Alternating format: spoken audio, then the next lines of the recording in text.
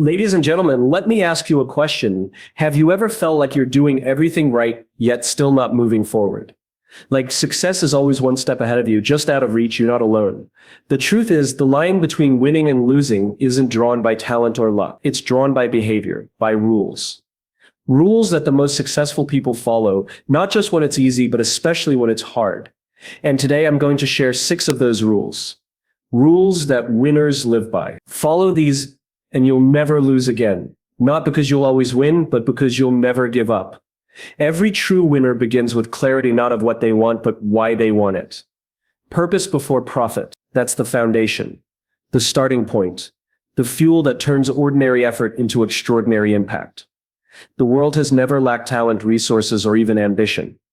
What it often lacks is conviction, deep, unwavering conviction rooted in a clear purpose. And that's the difference between someone who gives up when adversity strikes and someone who becomes unstoppable. Think about the people we remember, the ones who shift the world on its axis. They're not the ones who chased applause or climbed ladders for status. They're the ones who found a reason bigger than themselves, a why, that lit a fire inside them that couldn't be put out, no matter how dark the storm. That kind of clarity, that kind of connection to purpose, doesn't just guide you, it grounds you. It keeps you steady when everything around you feels uncertain. It gives you courage, not because you're fearless, but because your mission is greater than your fear. Malala Yousafzai didn't stand up to the Taliban for the sake of recognition. She didn't risk her life because she wanted to be on the cover of magazines or stand in front of the United Nations. She had a mission to make sure every girl had access to education. That mission was her heartbeat. It was her and when they tried to silence her with a bullet, they only amplified her voice. Because you cannot kill an idea whose time has come. You cannot stop a person whose why is stronger than their pain. Purpose isn't some fluffy concept to make us feel good. It's the anchor that keeps us from drifting and the engine that drives us forward. Now imagine what happens when organizations operate with that same level of clarity. When a company exists not just to sell a product, but to serve a cause, to shift culture, to solve a problem that actually matters. Everything changes. Employees don't come to work just for a paycheck. Customers don't just buy, loyalty grows. Not because of flashy marketing, but because people feel something real. They feel connected, they feel seen, and they want to be part of something bigger than themselves. But here's the truth that most won't say out loud. Chasing profit without purpose is a race that never ends. And it rarely satisfies. It's like drinking salt water when you're thirsty. It only makes you crave more. That's why we see people burn out even when they've made it. That's why leaders who seem to have it all still feel a gnawing emptiness inside. Because success without meaning is just noise. But when your success is in service of a deeper purpose, that's when fulfillment shows up. That's when joy becomes sustainable. That's when resilience becomes second nature. The hard days will come, that's a guarantee. The rejection, the setbacks, the moments when you question everything will come knocking. And in those moments, the only thing strong enough to keep you standing is your why. That's why clarity isn't optional. It's essential. If you don't know what you're fighting for, you'll stop fighting the moment it gets uncomfortable. But if you do, you'll keep going even when it hurts. Even when the world tells you to quit. Even when fear screams louder than hope. So many people are waiting for the perfect plan, the perfect timing, the perfect strategy. But the truth is, clarity doesn't come from the plan, it comes from the purpose. The how always shows up when the why is loud and clear. It doesn't matter if you don't know every step. It matters that you know why you're stepping at all. Because when your heart is all in, the path starts to reveal itself, and others start to join you. Not because you have all the answers, but because you have something real, something magnetic, something worth believing in. We live in a world full of distractions. Social media metrics, vanity awards, short-term wins. It's easy to chase what looks good instead of what feels right. But the people who leave a mark, the ones who create movements, not just moments, are the ones who chose depth over decoration. They chose meaning over metrics. And they never forgot their why. Think of the leaders, the teachers, the activists, the builders. Every single one of them started with a spark. And that spark wasn't about being the best. It was about doing what mattered. They knew the road wouldn't be easy, but they chose to walk it anyway. Because the discomfort of growth was nothing compared to the cost of living a life unaligned. If you want to lead, if you want to build, if you want to make something that lasts, start by asking why. Not why it matters to the market. Why it matters to you. What breaks your heart? What lights you up? What keeps you awake at night? Because you know it needs to change. That's your compass. That's your fire. That's where your power lies. And here's the beautiful part. When you lead with purpose, people feel it. They don't just hear your words, they hear your heart. They don't just see what you do, they understand why it matters. And that creates trust. That creates loyalty. That creates a ripple effect that goes far beyond what any spreadsheet could measure. This isn't just about work. It's about how we live, how we show up in the world. Purpose is not reserved for keynote speakers or best-selling authors. It's available to every one of us. Whether you're leading a team, raising a child, or starting from scratch, your why is your superpower. It's the thing that will carry you through the storms and help you rise again when the world expects you to stay down. So don't settle for a life that looks good on paper but feels empty in your soul. Don't chase the goal without honoring the reason behind it. Don't let the noise drown out your truth. Tune in, get quiet, find your why, and then go live it loudly, boldly, relentlessly. Because a person driven by mission cannot be stopped. And a world full of people like that. That's how we change everything.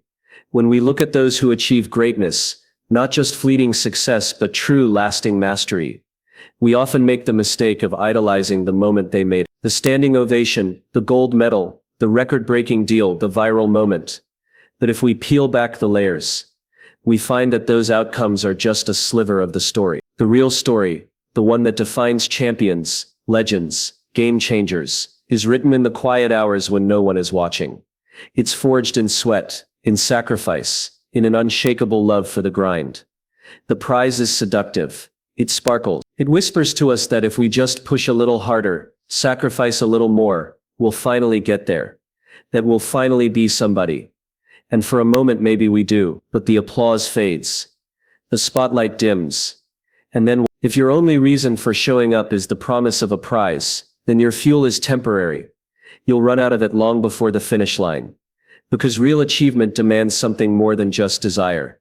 It demands devotion. Let's talk about the difference between those who endure and those who burn out. There's a reason the best keep getting better, long after they've tasted success. It's not because they're addicted to winning. It's because they're obsessed with learning, with the unglamorous, uncelebrated, exhausting process that lies beneath the surface. They don't need the crowd to cheer. They cheer themselves on in the silence of early mornings and late nights. Think of the Olympic athlete. We see the 10 seconds, but we don't see the 10,000 hours of repetition. The alarms before sunrise, the body aches, the meals skipped, the holidays missed, the relationships tested. They sacrifice it all, not for the medal itself, but for what the pursuit makes of them. Because deep down they know the finish line is never really the finish. It's just another beginning. Or take Kobe Bryant, an icon, yes, but not because of the numbers on a scoreboard. What made him different was the way he treated practice, like game day, and game day, like war. He was notorious for arriving before anyone else and leaving after everyone else, not because he had to, but because he wanted to.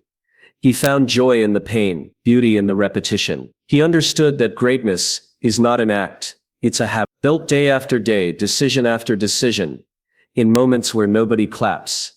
It's easy to love the spotlight. It's much harder to love the shadows where real growth happens. But here's the truth. Those shadows are sacred, because that's where you meet yourself. That's where you learn what you're made of. When no one's watching, when no one's posting about it, when you're not even sure if it's worth it, that's where transformation begins. That's where character is shaped. That's where excellence is born. When you fall in love with the process, you unlock something most people will never understand. You stop fearing failure because every setback becomes a teacher. You stop comparing yourself to others because you're not chasing their trophies. You're chasing your own growth. You stop quitting when it gets hard because hard becomes the point. The obstacle becomes the way.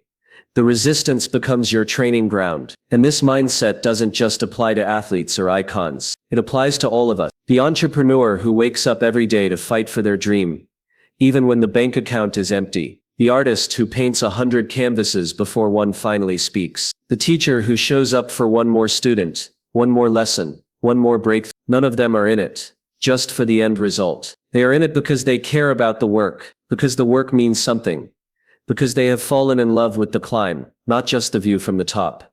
You have a choice. You can chase the applause, the title, the award, Or you can chase the truth that who you become in the process is worth more than any prize. Because the prize will fade, but who you become will last. Let the others fall in love with the trophy. Let them post about their wins, chase likes, and measure themselves by applause. But not you. You'll be too busy. You'll be in the gym before the sun rises. You'll be in the studio when everyone else is sleeping. You'll be writing, training, rehearsing, failing, trying again. Not for them, not for the approval, but because you made a vow to yourself to pursue excellence, no matter how long it takes, no matter how lonely it gets. That kind of commitment, that kind of love for the process, is rare. But it's the kind that builds legacies, the kind that doesn't fade with time or change with trend, the kind that keeps showing up long after the cameras are gone.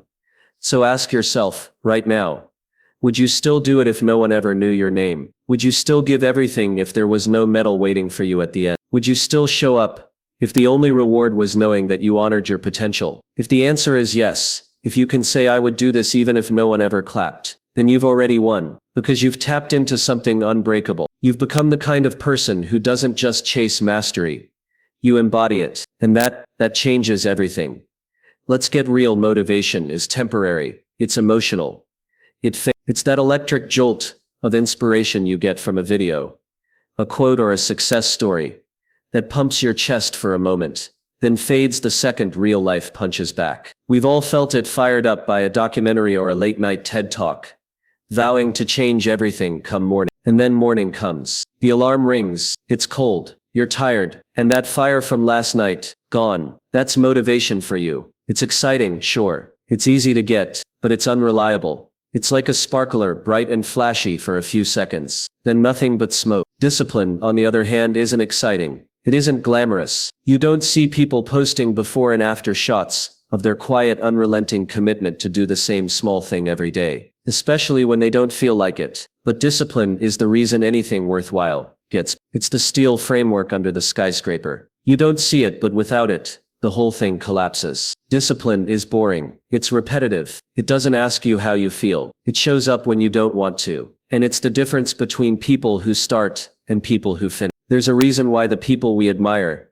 those who achieve incredible things, aren't the ones who just got lucky or stayed inspired. They're the ones who made a decision to show up every day, rain or shine. They're the ones who understand a truth we don't like to hear. Feelings are a truth. If you only move when you feel like it, your life will be a series of false starts and broken promises. Discipline breaks that cycle. It becomes the foundation upon which everything else is built. Success, impact, greatness. It's the voice that says do it anyway. Look at someone like Jocko Willink, a retired Navy SEAL commander, who wakes up every morning at 4:30, not because it's comfortable, not because he's excited every single morning to do it, but because it builds something more important than comfort. It builds control over time, over mind, over body. That alarm clock isn't a test of willpower. It's a statement. I run my life, not my excuses, not my feelings. He doesn't wake up early for applause. He does it because repetition creates. When you repeat an action over and over,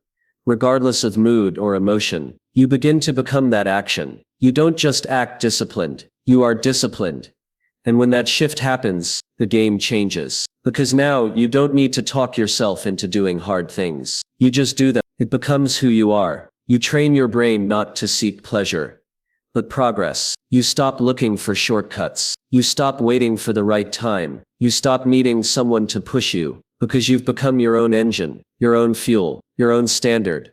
Motivation makes you, discipline makes you unstoppable. Motivation can lift you off the ground, but only discipline can carry you through the storm. Because there will be storms. Life is full of them. Fatigue, failure, doubt, discomfort. Discipline doesn't flinch. It's the armor that lets you walk straight into chaos without losing your ground. When the honeymoon phase ends, when the results plateau, when no one is watching, discipline is still there, quietly, consistently, leading. It's not about being perfect. It's about being relentless. And that's something motivation can't give you. Motivation is obsessed with the outcome. Discipline falls in love with the process. It doesn't celebrate the finish line. It respects the grind of every step it takes to get there. That's why it's hard. That's why it's because it demands something deeper than excitement. It demands self-respect, self-leadership. And when you have that, You stop negotiating with your limits. You expand them. You want to lose weight, write a book, build a business, heal a relationship. Motivation might get you off the couch once, but discipline gets you up again, and again, and again, until it's done, until you don't even recognize the person you were when you started, until you look in the mirror and realize you've become the kind of person who finishes things. Most people never get there. Not because they're lazy, but because they've been sold the lie that they need to feel ready before they act. But readiness is a myth. You'll never feel 100% ready to change your life. That's why the brave don't wait. They move anyway. They act in the face of doubt. They build systems instead of chasing sparks. They commit to standards higher than their moods. Because discipline is a decision you make once and then reaffirm every single day with action. No applause. No shortcuts. Just you versus you. That's the real work. Not the work people see, but the work they feel when they're around you. When they realize you operate at a different level. A level built on intention, not emotion. On principle, not pressure. You become an example, not just of what's possible, but of what's required. You want to know who really wins. It's not the most talented. It's not the most passionate. It's the ones who do what needs to be done, even when they don't want to. The ones who stopped waiting for motivation to visit them like some unfaithful friend and decided to become their own source of strength. That kind of person. That kind of person doesn't just move the needle. They build the machine. And here's the thing, every one of us has that power. Discipline isn't reserved for the elite. It's not in your DNA. It's in your decisions. Small ones. Daily ones. The choice to rise instead of snooze. To write instead of scroll. To speak up instead of stay quiet. These aren't just actions. They're declarations. They say, I don't need to feel like it to become it. So stop waiting to be inspired. Start building habits that don't care how you feel. Build routines that work even when you don't want to. And watch what happens when you let discipline lead. You stop being a prisoner of your emotions and become the architect of your future.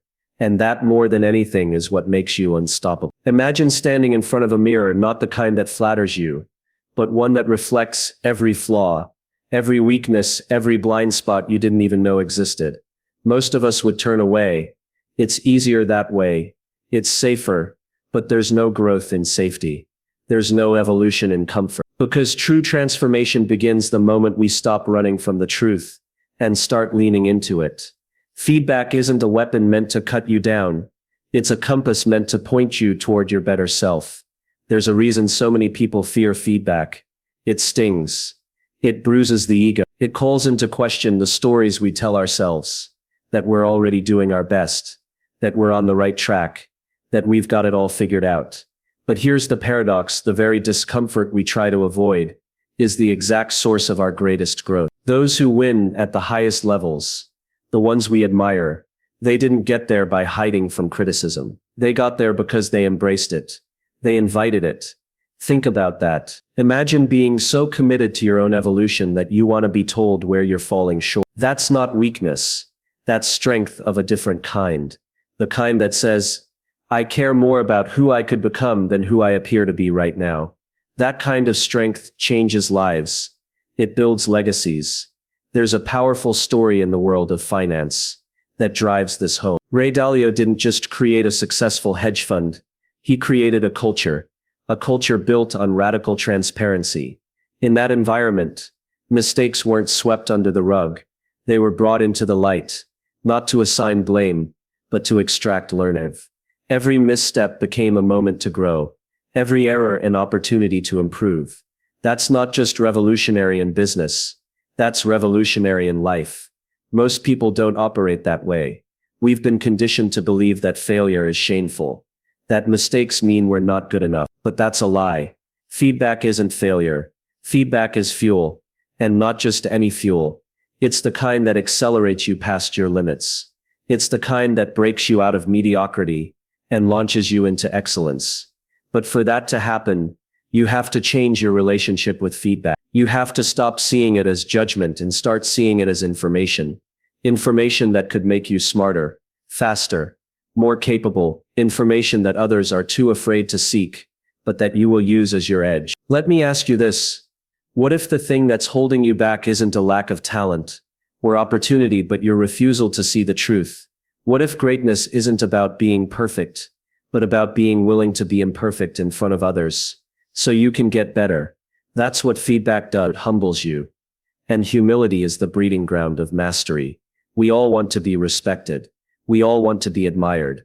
But respect doesn't come from pretending to have it all together. It comes from doing the hard work of improving yourself over and over again. People don't follow perfection. They follow courage. The courage to admit you don't know. The courage to say, tell me what I can do better. The courage to listen, even when it's uncomfortable. Especially when it's uncomfortable. That's how leaders are born. Not in applause, but in quiet moments of reflection. In the decision to grow, even when it hurts.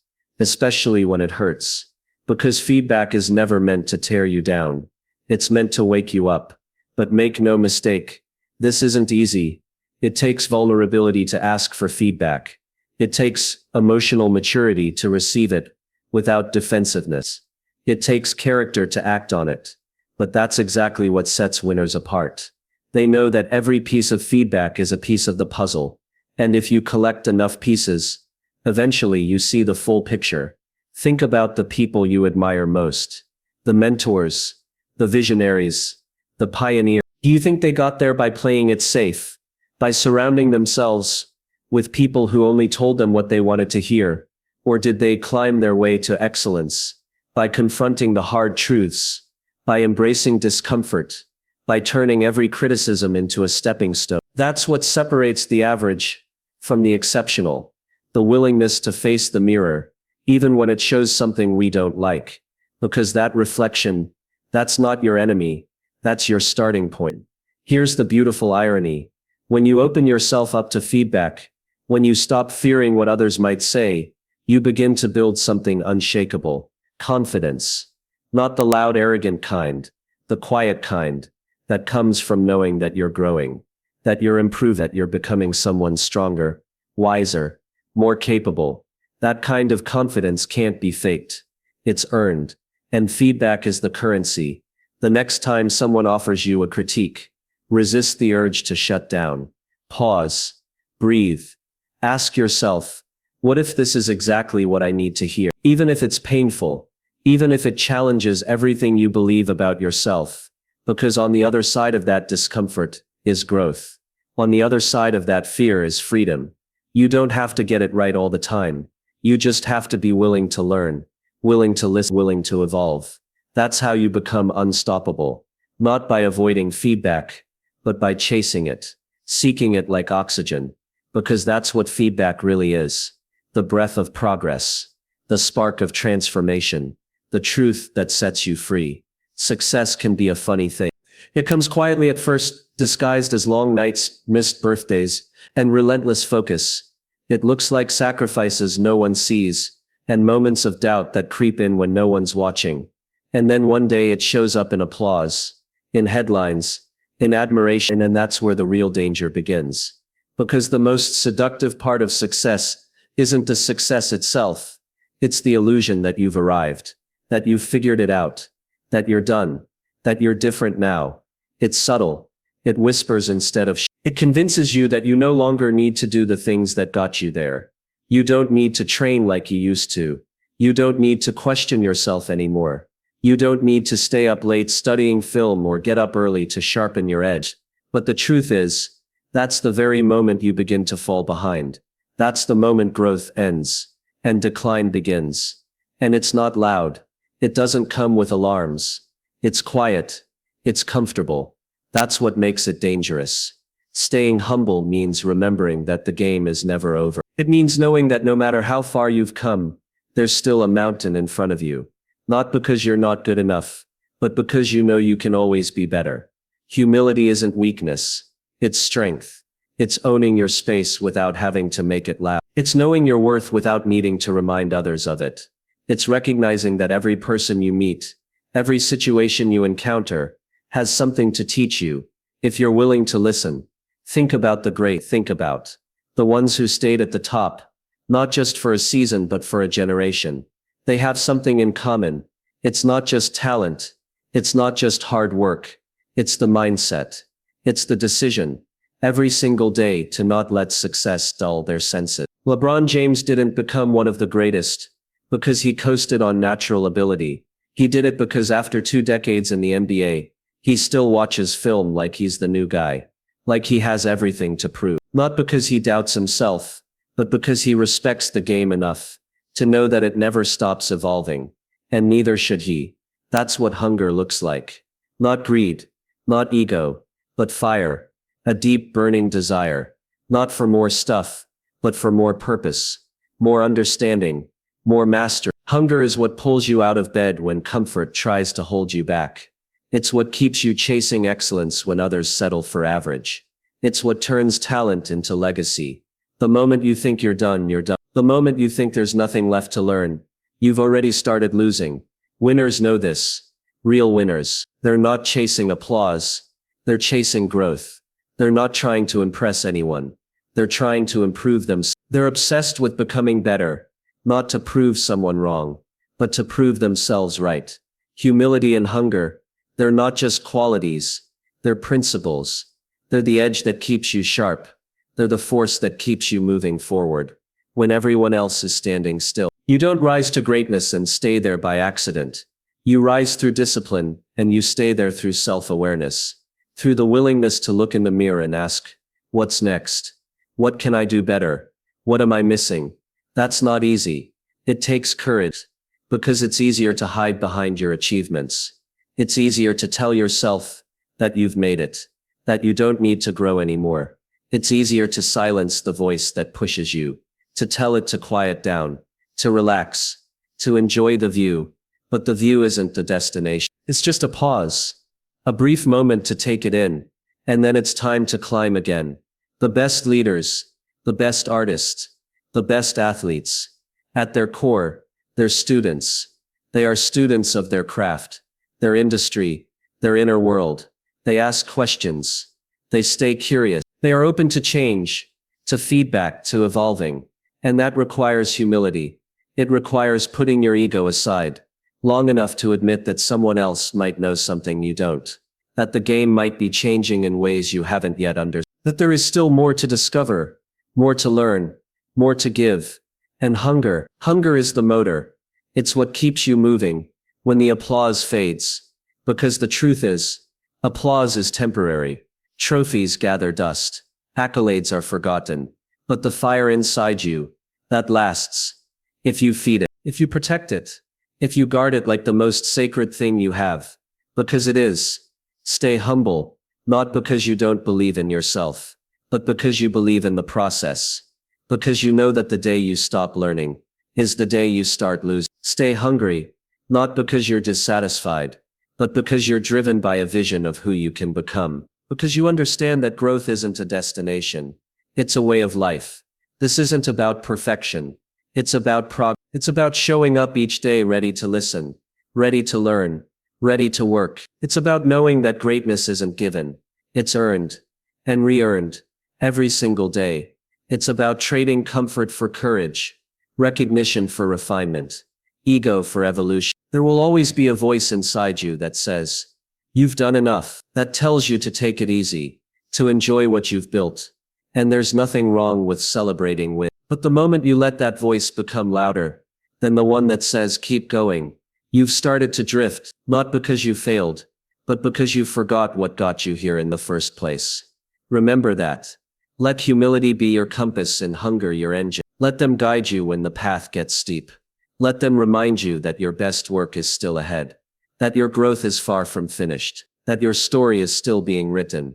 Success can be a drug, but if you're not careful, it can become a sedative. The best, the ones who truly leave a mark, they don't let it numb them. They use it as fuel. They celebrate, sure, but they also reflect. They dig deeper.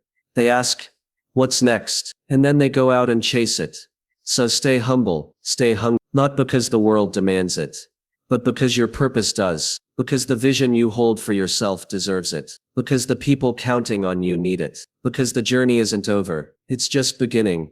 There are days when everything falls apart, days when the weight of the world feels like it's resting squarely on your shoulders, when nothing seems to go right, when rejection stings sharper than usual, And when failure doesn't just knock you down, it tries to bury you. Those are the days when the voice of doubt speaks loudest, whispering that maybe you're not cut out for this.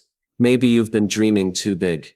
Maybe you should stop. But those are also the days when your vision matters the most. Because vision isn't something you hold on to when everything is going well. It's what you cling to when everything is falling apart. We live in a world obsessed with results. We celebrate the success, the moment the goal is reached, the triumph after the struggle. But we often forget that the road to success is paved with loss, with heartbreak, with missteps and mistakes. Winners aren't people who've never failed. They're the ones who never let failure make them forget where they were going. They understand that pain is part of the process, that every setback, every bad day is just one chapter in a story that's still being written.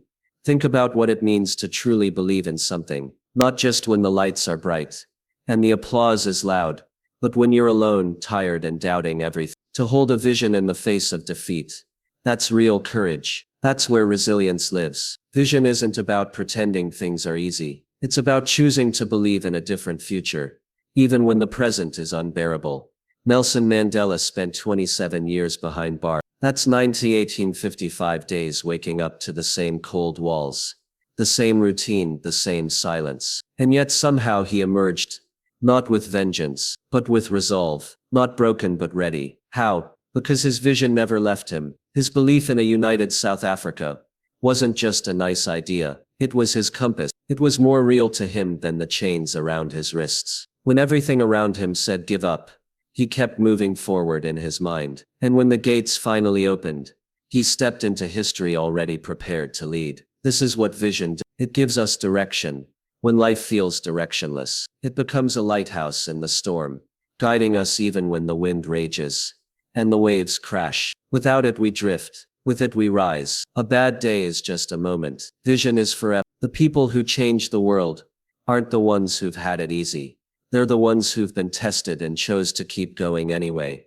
Too often we let the day's pain distort the dream. We start to shrink our goals to match our current struggles. But what if we did the opposite? What if instead, we elevated our mindset to match the vision we set? When we were clear, passionate, and full of fire. That's the challenge, to remember who we are and what we're here for, even when everything around us is falling apart. Because the truth is, circumstances will always change. Some days you'll win, others you'll lose, but your vision, your why, has to remain untouched. That's your anchor. It's what you return to when the doubt creeps in, when the plan derails, when the doors don't open. Vision reminds you that you're not just reacting to life. You're creating something bigger, something that matters. It's easy to be confident when you're winning, but character is revealed when you're not. When you've lost the deal, missed the opportunity, failed the test, that's when your vision steps in, not as a distant fantasy, but as a living, breathing reminder of what you're really building. It's the fuel in the tank when everything else is running on empty.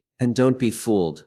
Winners lose a lot. They fall, they break, they question themselves. But what separates them isn't perfection. It's perseverance. It's the ability to look failure in the face and say, you don't get to define me. Because they know that every stumble is still progress. Every wound is still part of the journey. And every bad day is just a temporary detour, not the end of the road. When you make your vision more real than your current pain, everything changes. The setbacks become less. The delays become preparation. The pain becomes purpose. Suddenly you're not just surviving the storm. You're using it to sharpen your focus. The world may try to convince you to give up, but your vision whispers louder.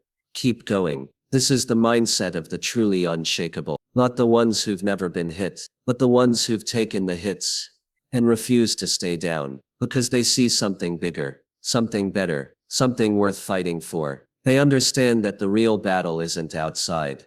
It's inside. It's the choice to believe when belief seems foolish, to keep moving when standing still feels safer, to keep dreaming when doubt demands you settle. Your story will not be written by your perfect days. It will be written by the days you chose not to quit. When you said yes to the vision, even when everything else was screaming. That's where greatness is born, not in comfort, but in the crucible of adversity. So don't let a bad day make you forget what you're fighting for. Don't let temporary pain rewrite a permanent promise. Because at the end of it all, Your vision will either fade, or it will fuel you. It will either be a nice idea that gets buried under disappointment, or it will be the fire that lights your path forward. The choice is yours. Hold it tight, make it real, let it guide you. And when the world tries to shake you, stand firm. Not because it's easy, but because your vision matters. So here's the truth. Winning isn't about beating others. It's about outgrowing your old self. It's about waking up every day, choosing discipline over comfort,